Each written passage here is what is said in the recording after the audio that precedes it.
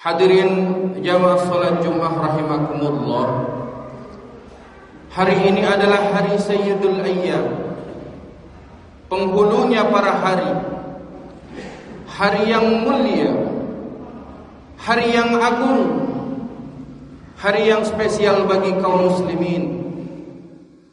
Pertama, patut kita bersyukur kepada Allah Subhanahu wa taala yang masih memberikan kita berbagai macam karunia kenikmatan.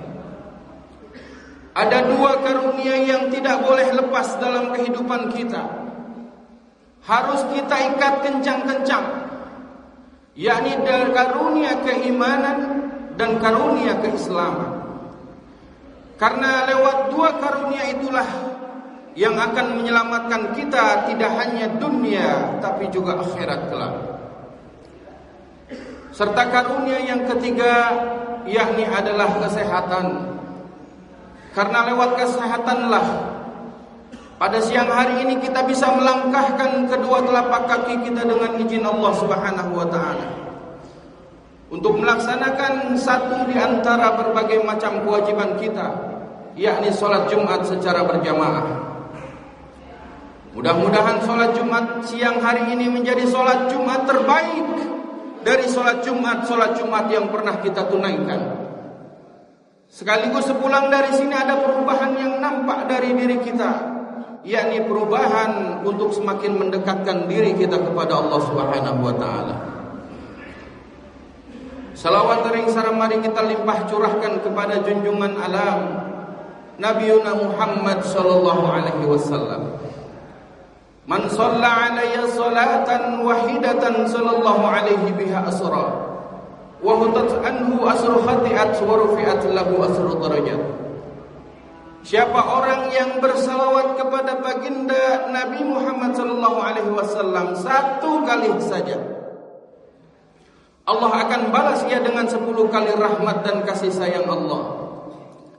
Allah hapus sebanyak 10 keburukannya dan Allah angkat ia sebanyak 10 derajat. Mudah-mudahan kita semua yang hadir pada siang hari ini mendapatkan pertolongan syafaat dari baginda Nabi besar kita Muhammad sallallahu alaihi wasallam. Kembali khatib berwasiat kepada diri khatib pribadi dan umumnya untuk jamaah sekalian. Marilah kita tingkatkan kadar kualitas keimanan dan ketakwaan kita kepada Allah agar kita menjadi orang-orang yang memiliki predikat la'allakum tattaqun, bertakwa kepada Allah Subhanahu wa taala. Hadirin jamaah salat Jumat rahimakumullah. Dalam kesempatan yang mulia ini khatib akan menyampaikan khutbah yang bertema 3 tanda-tanda keimanan seorang mukmin.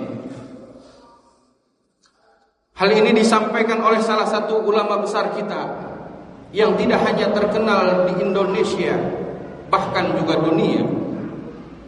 Beliau adalah Syekh Nawawi Al-Bantani di dalam kitabnya Nasaihul Ibad, bahwa ada 3 tanda-tanda keimanan seorang mukmin. Yang pertama adalah nasbiru 'alal bara, yakni bersabar atas segala ujian dari Allah Subhanahu wa taala. Hidup ini ada 2 saja, kadang senang, kadang susah, kadang gembira, kadang pilu. Tapi tanda-tanda keimanan seorang mukmin itu adalah ditandai ketika dihantam oleh ujian dari Allah, dia memilih sabar untuk melewati. Kenapa sabar?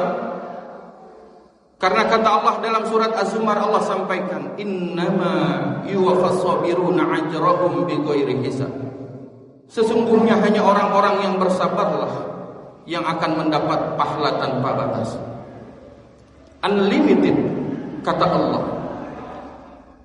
Orang sabar adalah orang pilihan Allah. Orang sabar adalah orang yang sedang mengamalkan amalan orang-orang zaman dulu. Orang as-sabiqunal awwalun.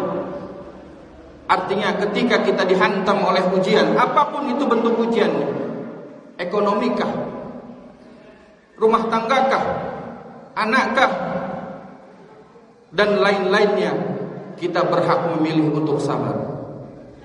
Itu yang pertama. Lalu tanda keimanan seorang mukmin yang kedua adalah naskuru 'ala ar-raha, yakni bersyukur atas segala nikmat dari Allah Subhanahu wa taala. Hadirin jamaah Jumat rahimakumullah. Ada dua karunia kenikmatan yang Allah berikan kepada kita, yakni nikmat material dan nikmat non material. Nikmat material adalah yang tampak, yang zahir, yang terlihat.